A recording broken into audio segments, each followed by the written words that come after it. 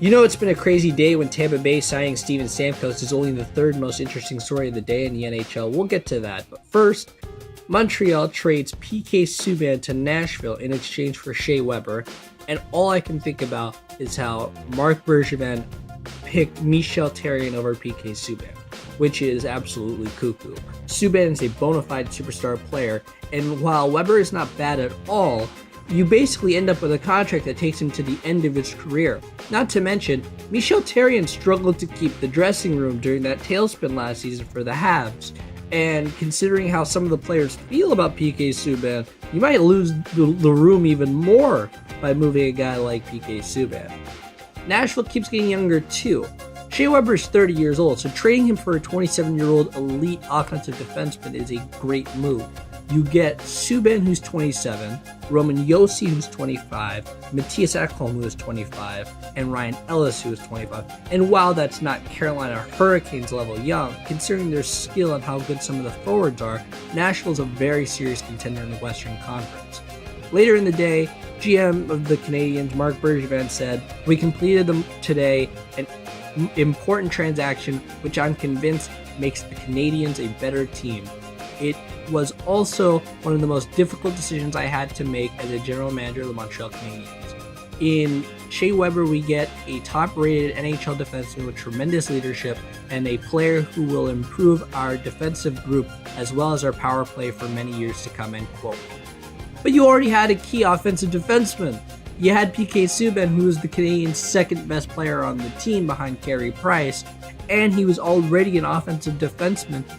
All you had to do was pretty much build around that and try to improve your defensive core to make the Canadiens a better team. You didn't have to trade PK Subban for Shea.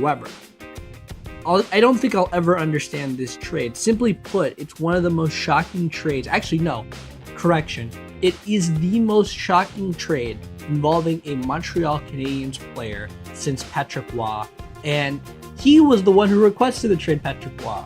So this might even be more shocking than that, but we'll see. Time will tell. Instead of Mario Tremblay, the Canadiens picked Michel Therrien over an elite level player. The last time that happened, when they picked Tremblay over Roy, it didn't end up well. In another huge trade, the Oilers trade Taylor Hall to New Jersey in exchange for Adam Larsson. First off, what? And secondly, it's a one-for-one trade, which is crazy. The Oilers couldn't have gotten way more for Taylor Hall, and all the trade chatter involving one of the prized Oilers forwards seemed to be Jordan Eberle. So you heard all year that Eberle might be the one that might be moving, not Taylor Hall. To me, this is a silly trade because you give up a all-star caliber forward in exchange for a good young defenseman, but with nothing else to package in the trade. It shouldn't be a one-for-one trade. While I do think Adam Larsson fits the Oilers' needs, they need to improve defensively with top-pairing young defensemen. This trade lopsides towards New Jersey. A good young defenseman in exchange for a top 3 left-wing player in the entire National Hockey League, including Ovechkin and Jamie Benn in front of him, is unreal, to say the least, because New Jersey comes out like bandits. Also, fun little trivia note, this means that 2009 Memorial Cup winners Taylor Hall and Adam Henrique are reunited. They won with the Windsor Spitfires. Also, in an even sadder note, if you're an Oilers fan and a Bruins fan, Peter Chiarelli has now traded the top 2 picks in the 2010 NHL entry draft, that being Taylor Hall and Tyler Seguin.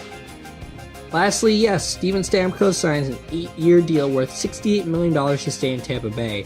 And now, what the biggest free agent is now off the market. His AAV is $8.5 million, according to Bob McKenzie, and thus one of the most chaotic transaction-filled 45 minutes in the past few years has come to an end in the NHL. And now the biggest names on July 1st probably include Kyle Okposo, Milan Lucic, Andrew Ladd, James Reimer, Louis Eriksson, Eric Stahl, and David Backes.